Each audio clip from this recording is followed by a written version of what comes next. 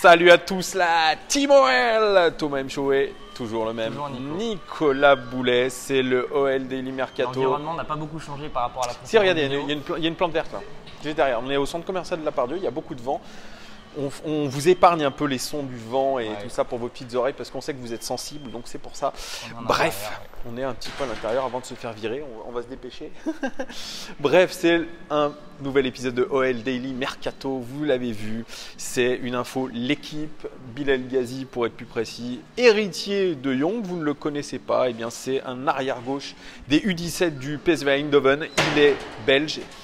Et il a un très très gros potentiel, notre ami héritier de Young. Il serait très proche de l'Olympique Lyonnais. Alors bon, j'ai été voir, je ne le connais pas, hein, j'ai été voir quelques vidéos sur YouTube comme d'hab.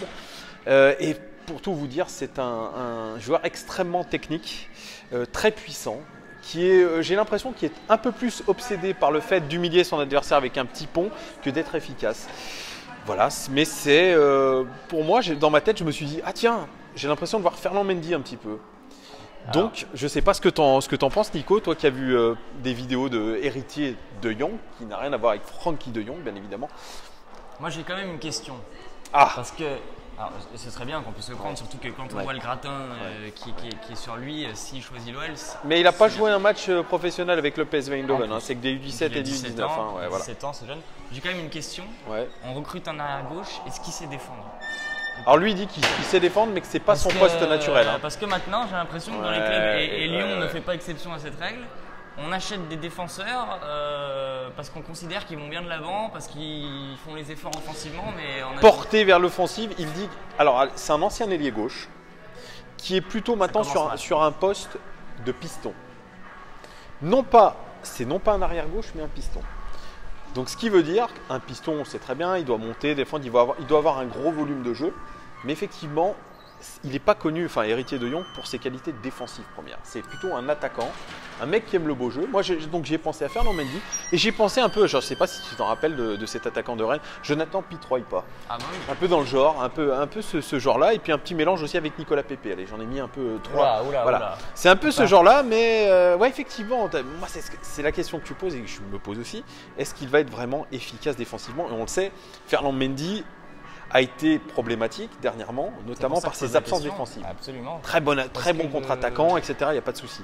Le poste de latéral évolue énormément, surtout qu'il y a de plus en plus d'équipes qui jouent maintenant en 3-5-2 ou alors en 5-3-2, donc avec des latéraux qui font toute la ligne.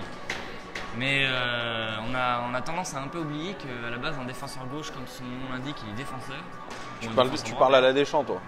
Ouais, bah ouais, non mais c'est un peu pragmatique ce que je dis, mais il faut l'être de temps en temps, c'est-à-dire que c'est bien, mais voilà, on a vu face au Barça par exemple que défensivement il faut aussi que ça tienne et rares sont ceux, tu vois par exemple un mec comme Marcelo qui lui pour le coup est typiquement un nouveau défenseur dans le sens où il est très très bon offensivement, mais il sait défendre aussi.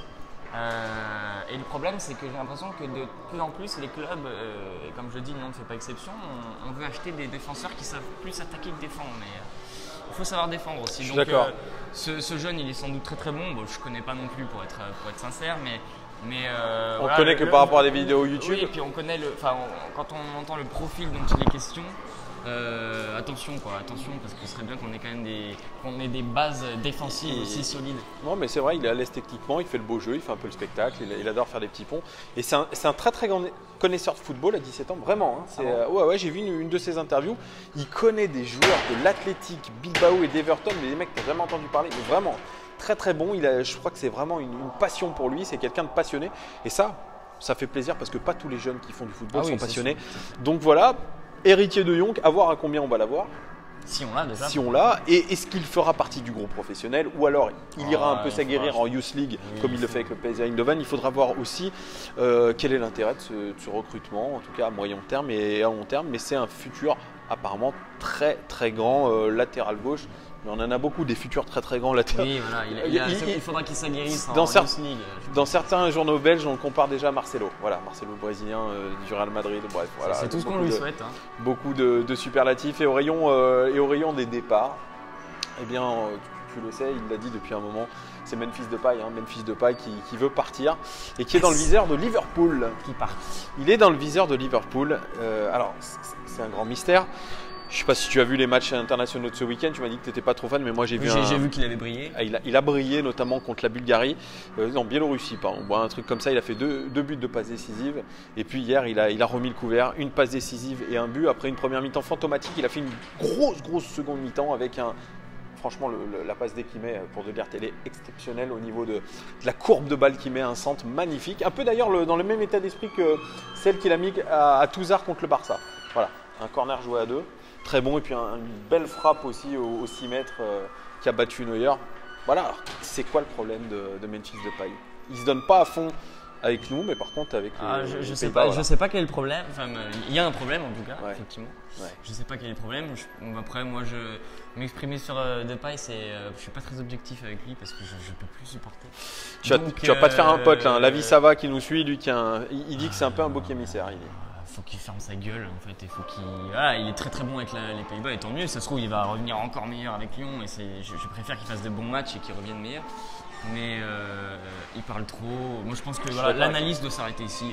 Il parle trop par rapport à ses performances, il parle trop, point barre. Moi honnêtement je m'en fous de savoir s'il y a un problème avec Genesio, de savoir s'il y a un problème avec le club ou avec ses coéquipiers. Il parle trop. Casse-toi, franchement, casse-toi. Ça fait. Moi, je suis d'accord avec toi. C'est vrai que tu as raison, c'est la mentalité qui est détestable. Et qui dégoûte, vraiment, ça dégoûte de voir ça. Alors qu'en plus, ça paraît être un bon gars. C'est ça le pire. Je pense que humainement, j'ai vu qu'il y avait un reportage sur lui sur MC Sport, je ne l'ai pas regardé. Mais je pense que ça a l'air d'être plutôt un bon gars. Un peu mégalo, mais comme beaucoup de footballeurs, mais un bon gars dans le fond. Mais par contre, il parle trop, puis il veut partir, donc on part.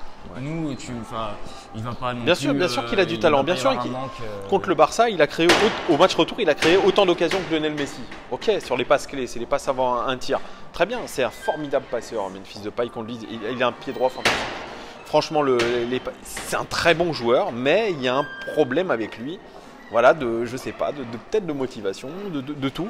De Boulard. Moi, je suis désolé. Moi, hier, j'ai vu un Memphis Depay beaucoup plus volontaire et qui allait beaucoup plus vite parce qu'à l'OL, moi, ce que j'avais remarqué, c'est qu'il avait perdu énormément en vitesse. Mais alors, hier, avec les Pays-Bas, il a tapé 2-3 points de vitesse, pas mal. Donc, tu vois, voilà, bon, ça reste quand même un gros fouillis, ce Memphis Depay. Mais ça reste un très bon joueur. Et effectivement, je suis d'accord avec toi, nous sommes d'accord, il faut qu'il s'en aille. Dès le mercato prochain. Voilà les gars, dites-nous ce que vous pensez vous déjà de Héritier de Yonk. Allez voir des vidéos, renseignez-vous, dites-nous ce que vous en pensez. Est-ce que ça pourrait être une bonne solution pour nous ou pas? Et puis dites-nous un peu ce que vous pensez du cas de Paille. La vie ça va, un petit clin d'œil à toi. Ciao Nico, merci à vous, à très bientôt les gars, ciao.